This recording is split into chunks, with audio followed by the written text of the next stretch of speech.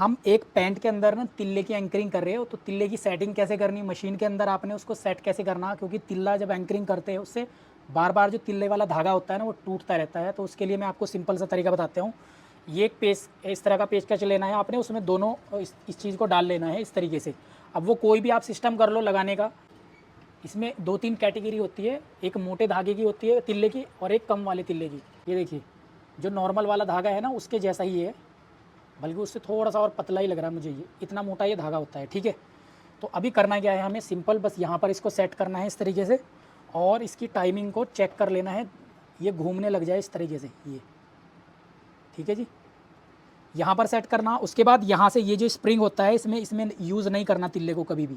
अब ये जो तिल्ला है जब हम इसमें डालते हैं तो नॉर्मली इसके साथ हम इस तरीके से यूज़ करते हैं इसे, है ना ये, बट ये आपने यहाँ पर यूज़ नहीं करना है, ये ऐसे ही रहेगा, ठीक है जी। और इसको लूज़ करना है, और एक नॉर्मल कपड़े पे देखो दो तिल्ले हैं हमारे पास, ये दोनों तिल्लों को मशीन में धागा डालने के बाद चाल वगैरह आपने ठीक कर लेनी है, और चेक करना है कि इसकी जो फिनिशिंग है वो ठीक से आ रही है कि नहीं आ रही है। तो काफ़ी बेटर है जो मैंने ये लूज़ किया है और इससे निकाला है, तो देखो इस तरीके से आएगी ये चाल।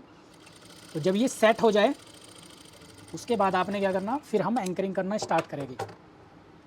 तो एंकरिंग करनी कहाँ से स्टार्ट है, देखो यहाँ से लेके इसको आप छोड़ो यहाँ से 2.5 इंच, कम से कम 2.5 इंच छोड़ना है आपने ये, और चाहो तो निशान लगा सकते हो 2.5 इंच यहाँ से, उसके बाद 2.5 इंच ही हम यहाँ से छोड़ेंगे हल्का सा निशान, और इतना ही हमने यहाँ से छोड़ना है ये। और सबसे पहली सिलाई हमने यहीं पर लगानी है कुछ इस तरीके से। अभी ये इसका ध्यान रखना, इस पर मशीन आपको भगानी नहीं है ज़्यादा तेज़, नॉर्मल रख के चलानी है मशीन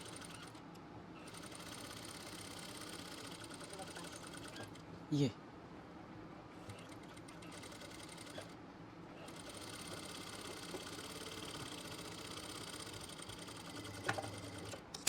तो देखो बस एक पैर की इसके बराबर बराबर हमने ये सिलाइयाँ लगानी है कुछ इस तरीके से ये।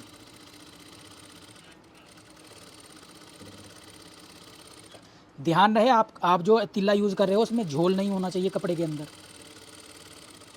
और इस तरीके से सिलाइयाँ लगाते।